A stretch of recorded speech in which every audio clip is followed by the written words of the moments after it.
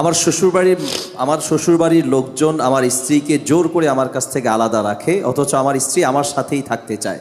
এক্ষেত্রে আমার করণীয় কি? আপনার ও প্রশ্ন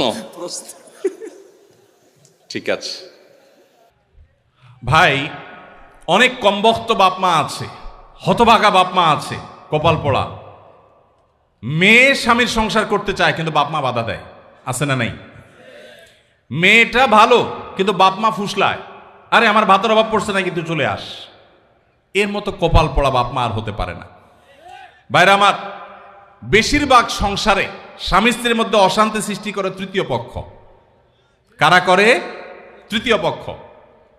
আমি এই জন্য বলি, সাক্ষাৎ শয়তান যদি দেখতে চান, একবারে আপাদমস্তক শয়তান, তাহলে স্বামী স্ত্রীর মধ্যে অশান্তি সৃষ্টি করার জন্য যে ভূমিকায় অবতীর্ণ হবে, এ হলো সাক্ষাৎ শয়তানের ভূমিকা অবতীর্ণ হয়েছে। কথাকে বুঝাতে পারছি? শয়তান সবচেয়ে খুশি হয় কোন কাজে জানা আছে আপনাদের? কোন কাজে সবচেয়ে বেশি শয়তান খুশি হয়? কোন সংসার ভেঙে দিলে, স্বামী স্ত্রীর মধ্যে বিচ্ছেদ হলে। আপনারা হাদিস শুনছেন, প্রসিদ্ধ হাদিস, শয়তান তার সিংহাসন পানির উপরে স্থাপন করে এবং শয়তান তার চেলাদেরকে ছেড়ে দেয়।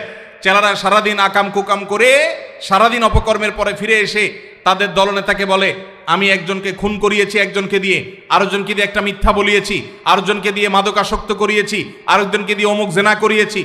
তখন শয়তান বলে, হ্যাঁ অবশ্যই কিছু না কিছু করেছ। কিন্তু যখন কোন শয়তান এসে বলে একজন স্বামী স্ত্রীর মধ্যে বিচ্ছেদ ঘটায় দিছি, তখন শয়তান বলে তুমি সবচেয়ে বড় কাজ করছো, সে সবচেয়ে বড় খুশি হয়।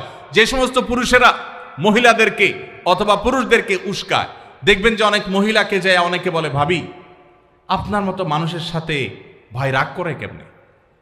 মানে আপনার মতো এত ভালো, এত ভদ্র, এত রূপবতী মানুষটার সাথে রাগ করে যে কেমনে? এত পাষাণ সে কিভাবে হয়? বুঝবেন যে এই লোক হলো সাক্ষাৎ ইবলিস।